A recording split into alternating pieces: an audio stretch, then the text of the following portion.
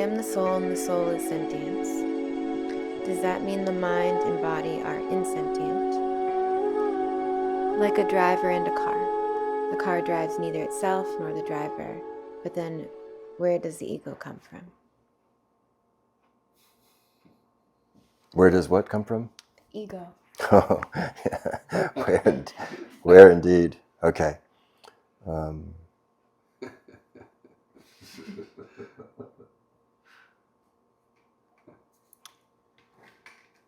This is this is the heart of what's called the great mystery. That the spark of life is imbued in something insentient.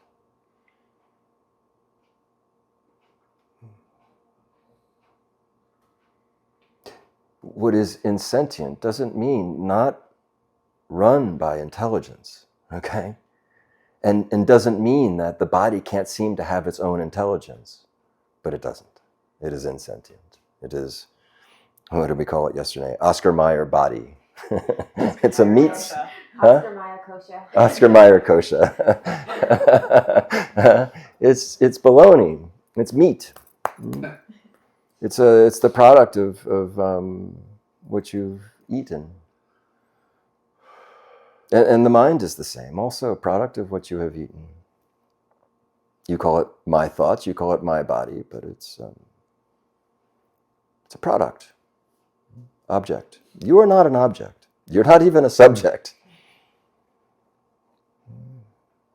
So yes, mind and body are insentient, and as such, you cannot be either. And they are vehicles, you could say, or instruments. And they are run by an intelligence, but they of themselves, they are not intelligent. No.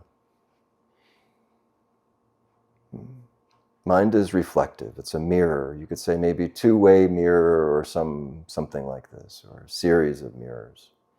Funhouse. Or not so funhouse.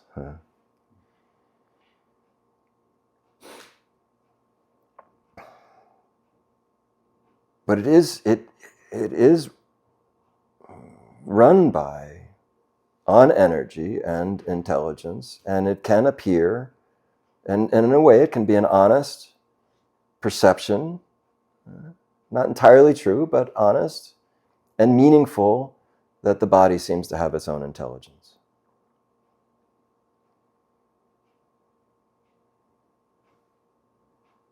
But the heart does not beat itself. And the blood doesn't flow on its own. So this Oscar Meyer Kosha, this Annamaya Kosha, exists contained within Pranamaya Kosha, within the energy source that animates the body. You're also not that. Exists within Manomaya Kosha, what's generally referred to as lower mind. Exists within higher mind, Vijnanamaya Kosha. Also not that.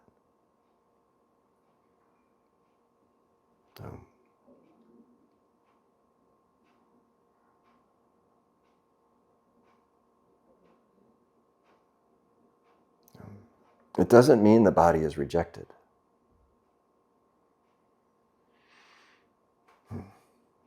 Doesn't mean it's not meaningful. It's extremely meaningful, more so than when you were identified with it.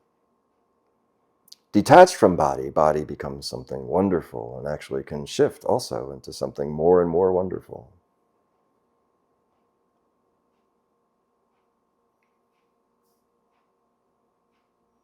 Your skin and bones made into something beautiful.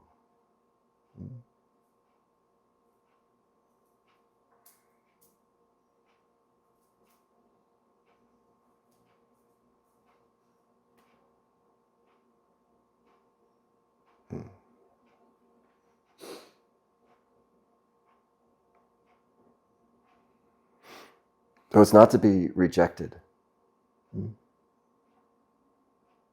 It's not to be rejected.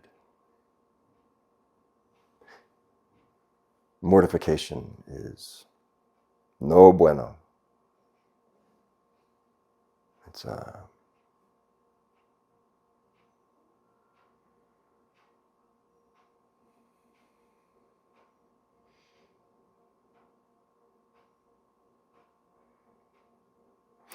truly, even the Advaitin who comes to understand non-dual, there's nothing to reject. Nothing is excluded.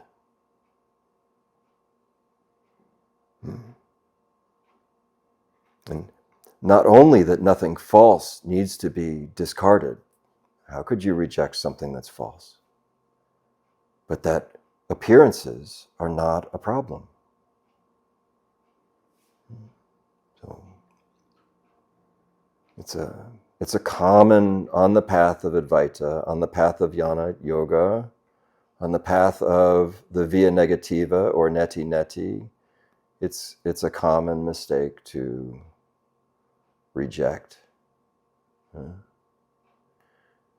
But this is aversion, and as aversion, non-different from attraction, and the root of all suffering.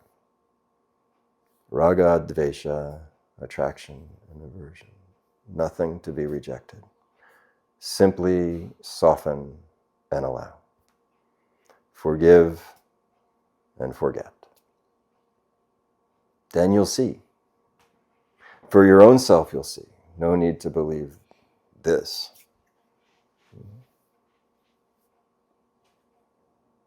But you must see for yourself. Even if you approach it with some skepticism, which is advisable, I think. But approach. Investigate your own self. You must know for yourself. Come back from the place of seeing and tell me I'm a fool.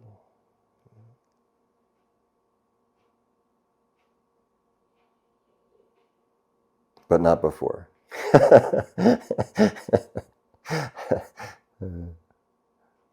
Home.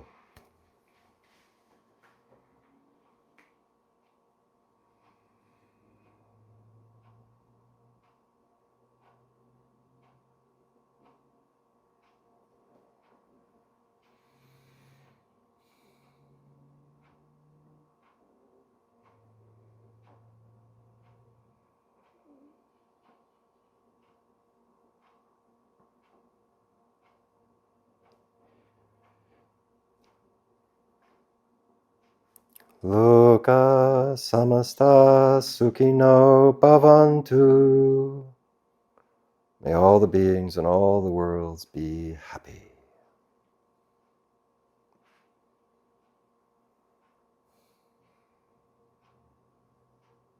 Thank you to the seers and sages and saints of all time who are so generous.